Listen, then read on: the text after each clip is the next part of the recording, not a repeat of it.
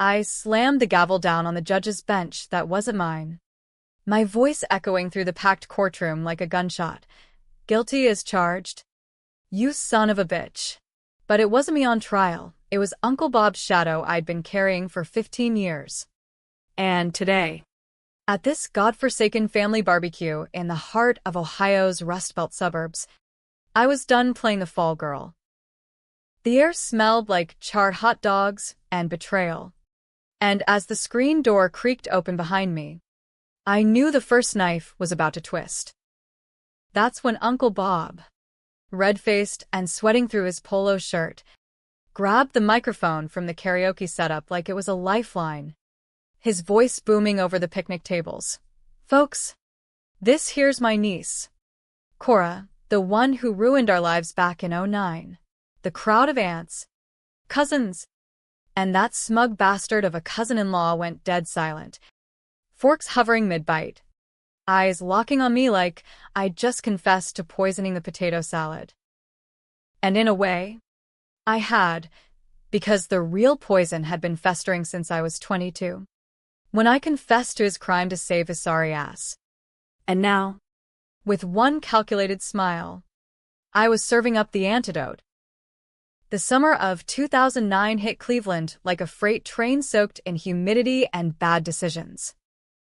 I was fresh out of community college, 22, and full of that dumb Midwestern optimism that makes you think hard work and family loyalty will get you somewhere. Uncle Bob, Robert Harlan to the IRS, but always just Uncle B to us, was the king of our clan back then.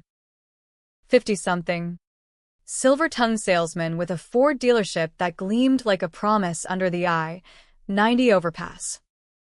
He had that classic American grin, the kind that sells lemon fiestas to soccer moms and closes deals over beers at the corner bar.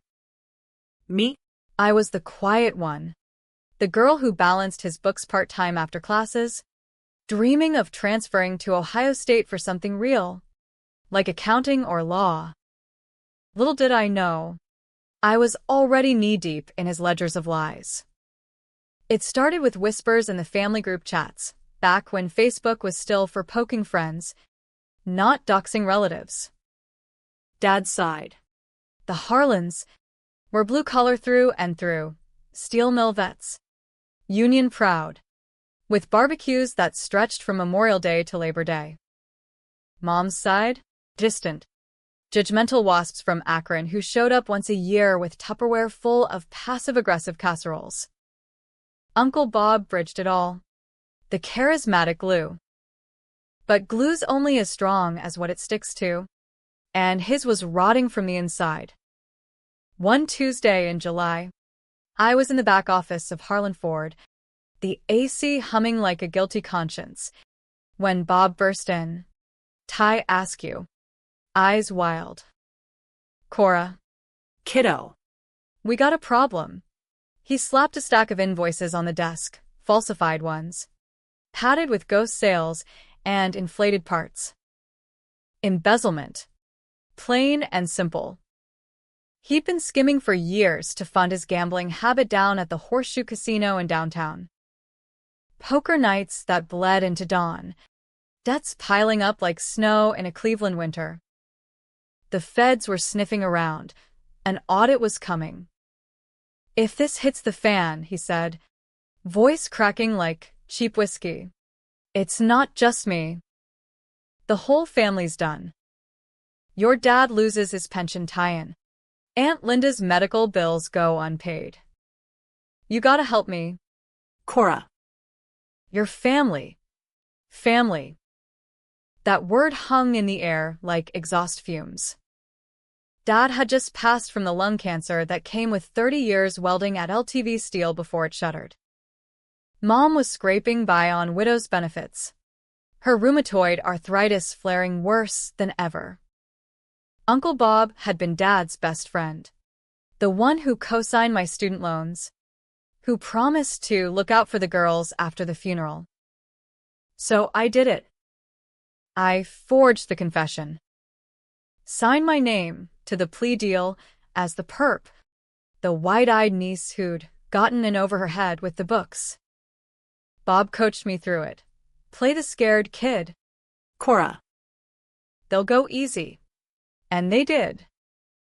5 years probation. Community service. A felony record that nuked my college dreams and any shot at a white-collar job. I flipped burgers at Swenson's drive-in while Bob sold more cars than ever. His grin wider. His debts cleared by my sacrifice. The family bought the story hook, Line. and sinker. At the plea hearing, Aunt Linda sobbed into her hanky, whispering, "How could you? Cora, we raised you better." Cousin Eddie, Bob's golden boy son, sneered from the back row. Fucking disappointment.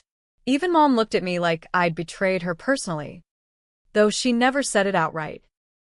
Bob? He played the heartbroken uncle to perfection. Posting bail I'd never see again, then ghosting me for months.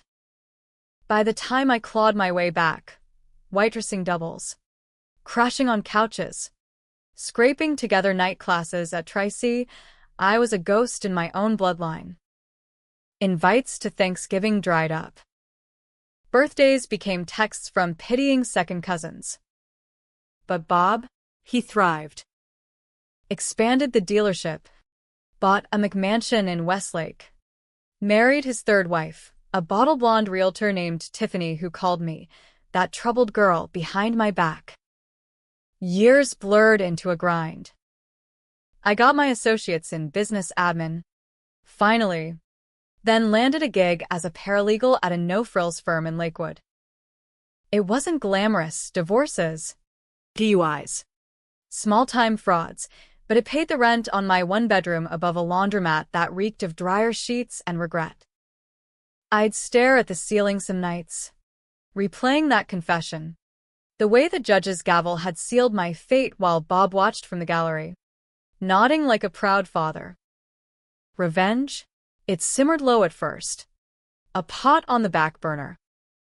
I drive by Harlan Ford on my way to work, see his face on the billboards, Bob Harlan, your hometown hero, and clench the wheel till my knuckles whitened. But life has a way of numbing you. Until the reunion invite hit my inbox last spring.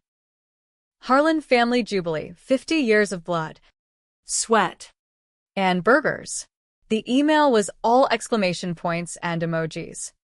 Courtesy of Cousin Eddie, now a mid-level manager at Progressive Insurance, lording over his domain from a cubicle in Mayfield Heights. It was set for Labor Day weekend at the old family farm in Medina County, Grandpa Harlan's spread, now leased out but still the site of our annual blowouts.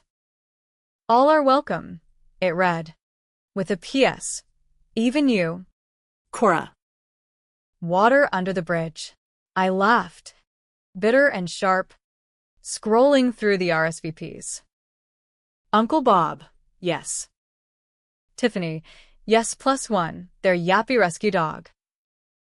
The whole clan, 90 strong. Water under the bridge? More like a dam ready to burst. I spent the summer prepping, not packing coolers or marinating ribs, but digging. As a paralegal, I knew where the bodies were buried figuratively, at least. Subpoenas for old dealership records. FOIAs on casino payouts. Anonymous tips to a PI buddy from the firm who owed me a favor.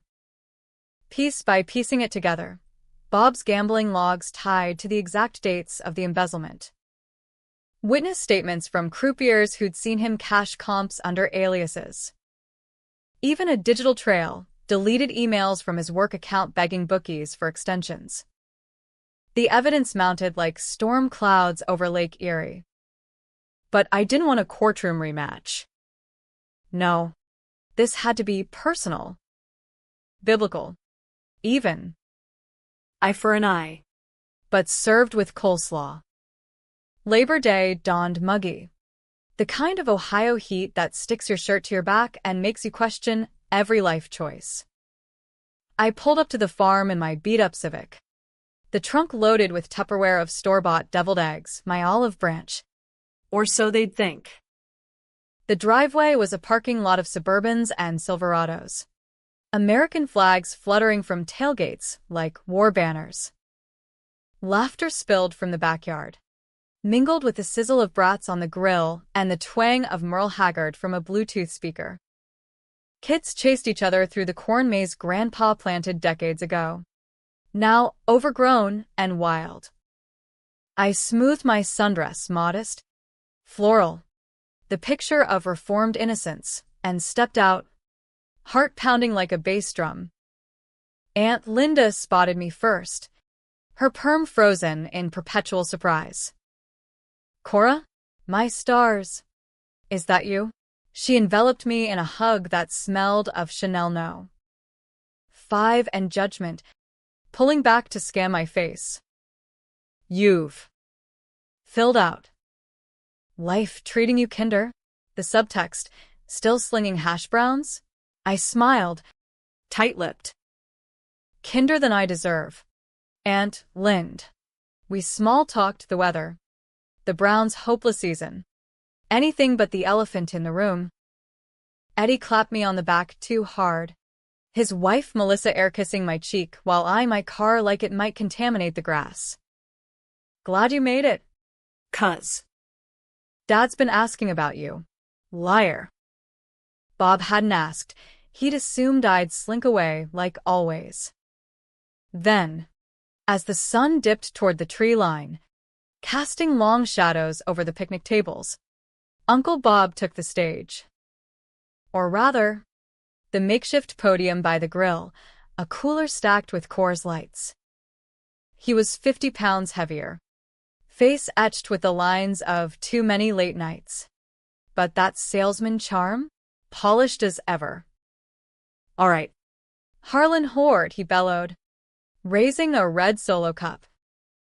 "Before we chow down, let's welcome back a prodigal daughter. This here's my niece, Cora, the one who—" He paused, milking the moment, eyes locking on mine across the yard. The crowd leaned in, a collective breath held.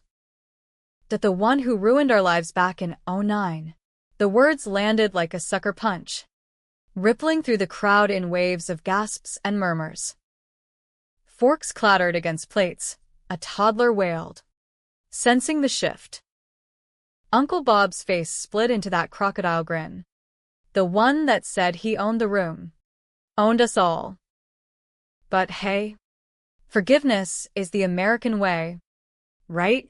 Land of second chances. He thrust the mic toward me like a challenge, the wire snaking across the grass like a venomous vine. Tiffany tittered from her Adirondack chair, fanning herself with a church bulletin, her diamond studs catching the dying light. The family stared, some pitying, like I was the drunk uncle spilling family dirt, others hostile, reliving the scandal that had branded me the black sheep. I took the mic, fingers steady despite the rage boiling in my veins. This was it, the hook I'd baited all summer. "Ruined your lives, Uncle Bob." My voice came out calm, amplified, carrying over the rustle of leaves and the distant hum of a John Deere on the neighbor's field. Funny, I remember it different. See, I was 22, fresh-faced, trusting you with the books like Dad trusted you with his life. Murmurs swelled. Aunt Linda's hand flew to her mouth. Eddie's jaw tightened. Bob's smile faltered. Just a twitch. But I caught it. "You told me it was a family problem. Skimming to pay off your poker debts. Horseshoe casino logs don't lie. And when the auditors came knocking, you handed me the pen. Sign here, kiddo. Save us all." So I did. 5 years of my life. Gone. Felony on my record. Dreams in the toilet. While you bought this spread's down payment with my silence. The backyard went tomb silent, save for the speaker looping into Johnny Cash's Folsom Prison Blues, ironic as hell. Bob stepped forward, hands up in mock surrender. Cora, sweetheart, that's ancient history. You confessed your choice. Water under the bridge. I cut him off, pulling the manila envelope from my purse. The one fat with printouts and affidavits. Or the dam you built on lies? I tossed it at his feet, pages fluttering like confetti from a busted piñata. The top sheet landed face up, a scanned email from 2009. Bob's signature digital scrawl begging a bookie for a final extension on the exact weekend I'd confessed. Cousin Eddie lunged for it, scanning, his face draining of color. Dad, what the fuck is this? Bob's eyes darted. To Eddie. To Tiffany. To the exits that weren't there. He was a cornered animal now, charm cracking like cheap veneer. It's nothing, son. Cora's bitter, stirring old pots. She forged those, payback for not getting her cut. The flip was masterful. That schemer's pivot, turning victim to villain in a heartbeat. Tiffany gasped theatrically, clutching her pearls. I knew it. That girl always had a jealous streak. Aunts nodded. Uncles shifted uncomfortably, the clan fracturing along fault lines I'd mapped years ago. But I wasn't done. Jealous? Of what, your third divorce? Or the way you gaslit Mom into thinking I was the addict? Not you. I turned to the crowd, voice rising like a preacher at a tent revival. Ask yourselves, who got the community service? Scrubbing graffiti off bridges while Bob golfed at Sleepy Hollow? Who couldn't get a loan for her mom's meds because of a record that wasn't hers? I carried your golden boy's sin, and you let me rot for it. Tears pricked my eyes, not from weakness, but fury distilled to its purest form. Mom, who'd driven down from Akron despite her bad hip, stood frozen by the dessert table, her face crumpling as pieces clicked. Eddie rounded on his dad, envelope clutched like a grenade. You made her take the fall? For gambling? Jesus. Dad. Bob snatched at it.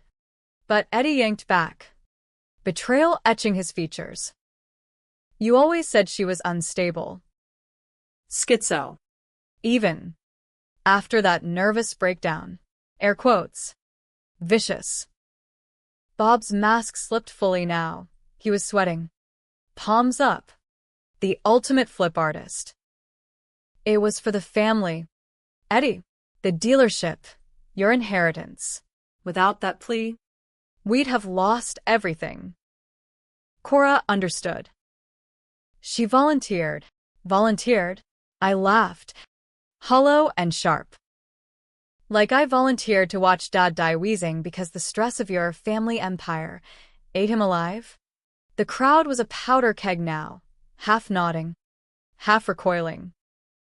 Uncle Ray, the quiet millworker type, muttered. Bob always was slippery. But Aunt Linda, ever the enabler, snapped. Enough, Cora. You chose your path. Drugs. Theft. Don't drag us into your mess. Drugs? The rumor mill's finest vintage. Tiffany chimed in. Saccharine venom. Poor Bob. Carrying this guilt all these years. Maybe therapy. Dear. The tension coiled tighter. A spring about to snap. Kids had been herded inside by watchful moms, the grill smoked unattended, burgers charring to ash. Bob saw his opening. That mountebank's instinct. He lunged for the mic, wresting it back. Listen up. This is slander. Cora's unhinged, always was. Remember '09? She cracked under pressure, pinned it on me to save her skin. I covered for her, took the heat quietly. The lie flowed smooth, twisting the narrative like a pretzel. Gasps turned to doubts, heads shook, whispers of poor Bob slithering through. Eddie hesitated, envelope drooping. Even Mom looked torn.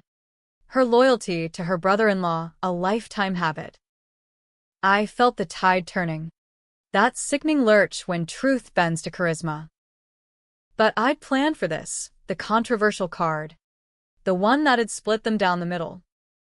Stepping forward, I pulled my phone, thumbing to the video. Unhinged. Huh? Let's let the horse's mouth speak. I hit play. Volume cranked. Bob's voice filled the yard. Tinny but unmistakable, a voicemail from 2010, left on my burner phone after a rare drunk dial. Cora, you little bitch. You think you're done? I own you. One word. And I flip it, tell him you coerced me. Threaten the family. Keep your mouth shut. Or Mom's next on the street. Static. Then a slurred laugh. The crowd recoiled. Eddie retched into the bushes. Bob's face went the color of buttermilk. That's fake. Deep fake bullshit.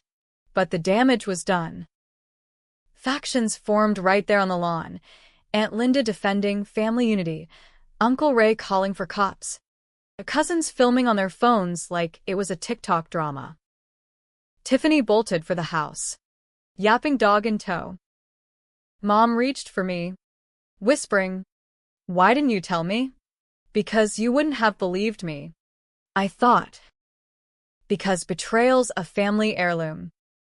As dusk bled into night, string lights flickering on like hesitant stars, Bob cornered me by the old oak, the one Grandpa hung swings from. "You think this ends it? I'll bury you deeper." Cora. Sue for defamation. Drag your name through. His breath reeked of bourbon. Eyes. Feral. I met his gaze. Unflinching. Try it. I've got more.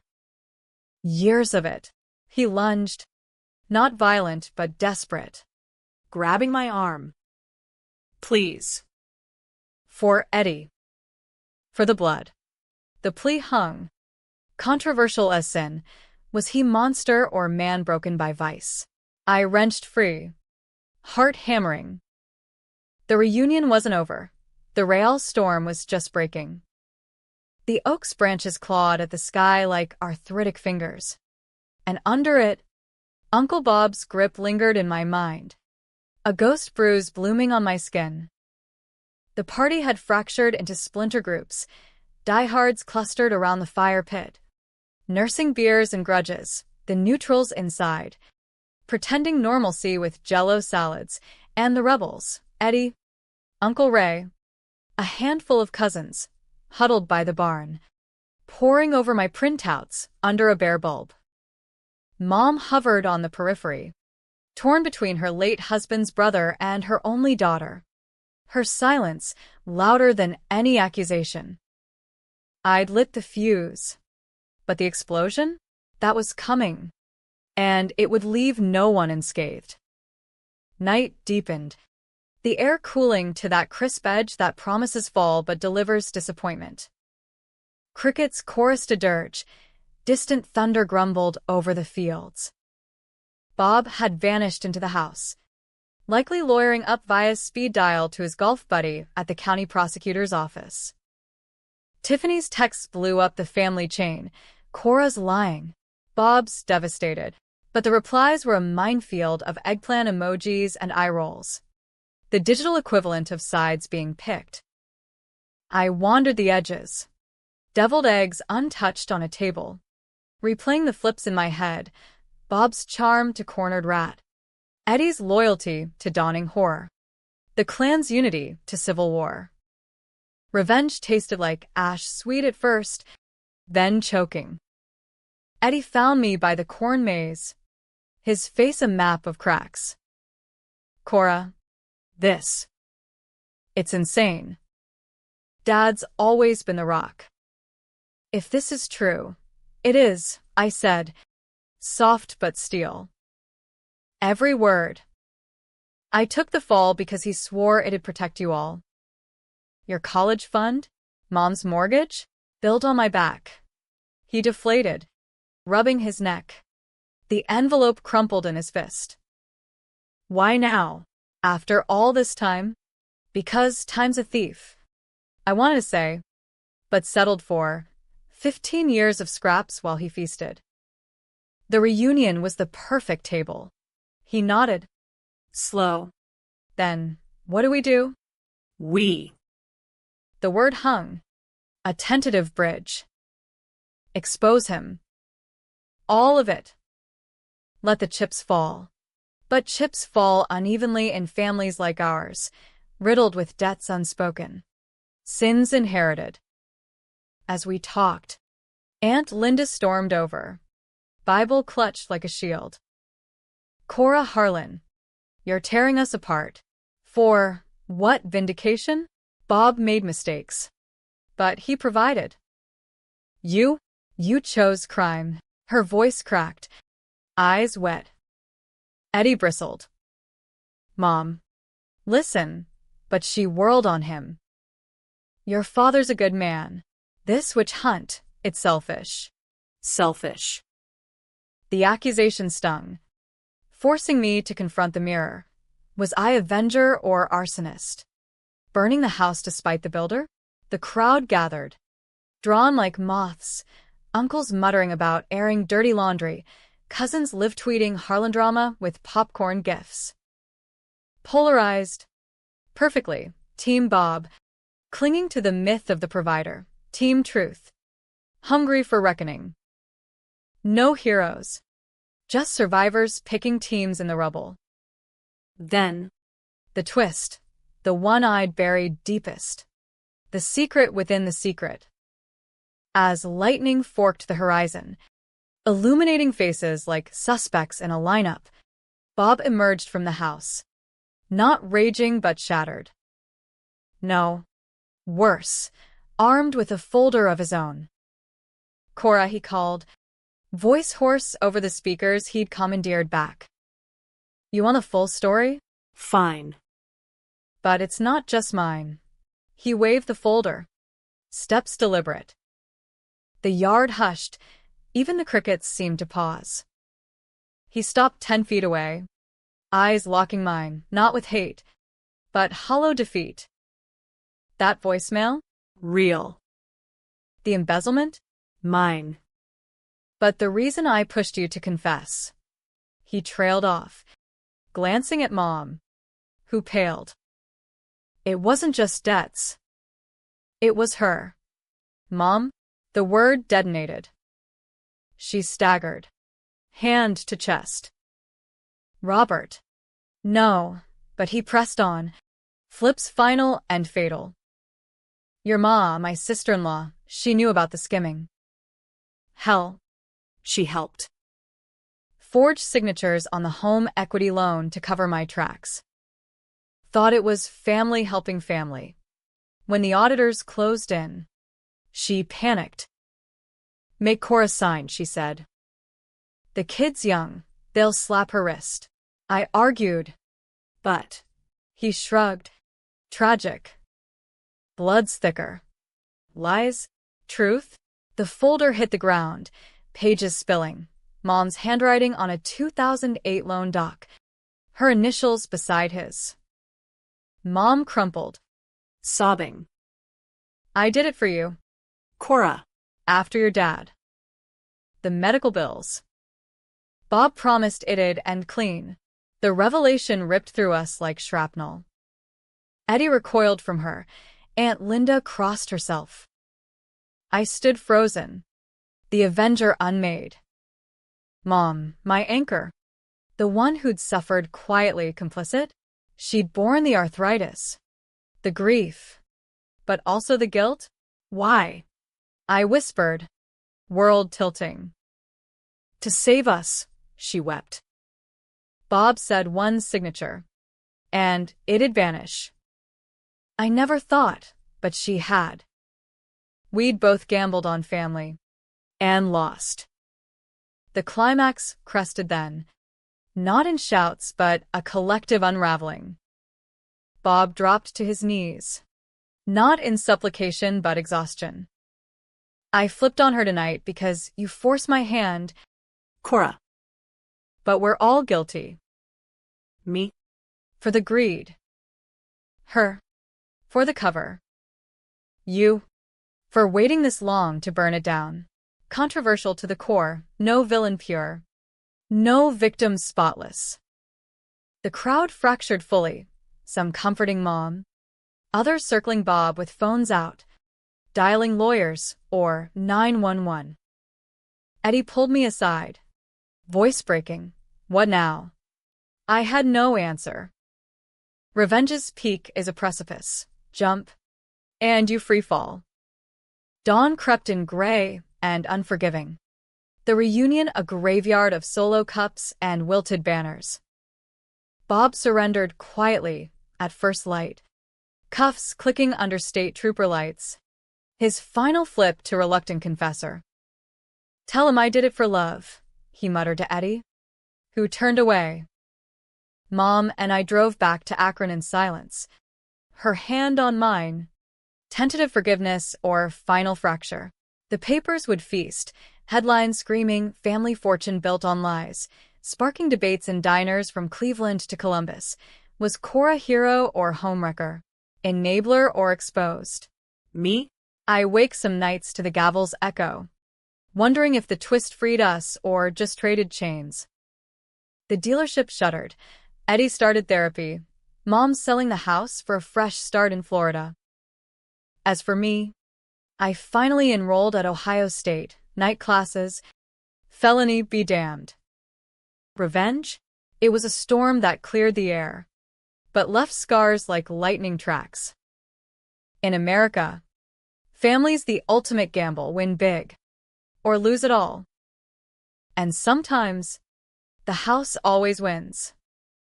But if you ask me now, over coffee in a campus cafe, was it worth it? I'd say yes, with a bitter smile. Because in the end, truth's the only debt worth collecting, even if it bankrupts your soul.